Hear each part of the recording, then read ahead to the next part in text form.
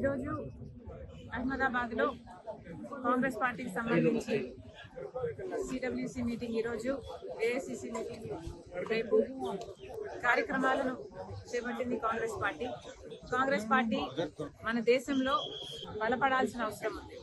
మొన్నటికి మొన్న చూసాం బీజేపీ పార్టీ ఎలా వక్ఫ్ అమెండ్మెంట్ బిల్లు దౌర్జన్యంగా ఎంతో మంది మైనారిటీలకు అన్యాయం చేస్తూ ఎలా దాన్ని పాస్ చేశారు. బీజేపీకి తెలిసిందల్లా విభజించు పాలించు, మతం పేరుతో కులం పేరుతో విభజించాలి, వారి మధ్య చిచ్చు పెట్టాలి, ఆ చిచ్చులో వీళ్ళు చలి కాచుకోవాలి.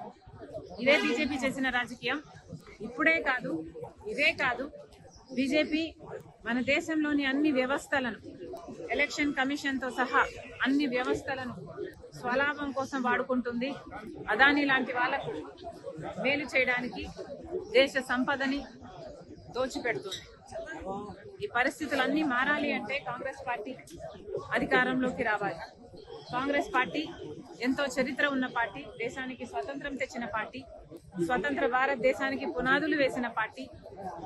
ఆ తర్వాత కూడా ఎన్నో పాలసీల ద్వారా, పథకాల ద్వారా దేశ అభివృద్ధి కోసం, దేశ ప్రజల సంక్షేమం కోసం చిత్తశుద్ధితో పనిచేసిన పార్టీ. ఈ రోజు మళ్ళీ ఆ కాంగ్రెస్ పార్టీ అవసరం ఉంది. ఎందుకంటే ఈరోజు మన రాజ్యాంగం బ్రతకాలన్నా కాంగ్రెస్ పార్టీ మళ్ళీ రావాలి, పుంజుకోవాలి. ప్రజాస్వామ్యాన్ని బతికించుకోవాలన్నా, మైనారిటీల, బడుగు బలహీన వర్గాల మంచికి పనిచేయాలన్నా కాంగ్రెస్ పార్టీ అధికారంలోకి రావాలి. అందుకే కాంగ్రెస్ పార్టీని బలోపేతం చేయటానికే ప్రతి రాష్ట్రంలోనే కాదు దేశం మొత్తం మీద కాంగ్రెస్ పార్టీని బలోపేతం చేయాల్సిన అవసరం ఉంది. కాబట్టే ఈరోజు ఈ సిడబ్ల్యూసి మీటింగ్ అయినా, రేపు ఏఐసిసి మీటింగ్ అయినా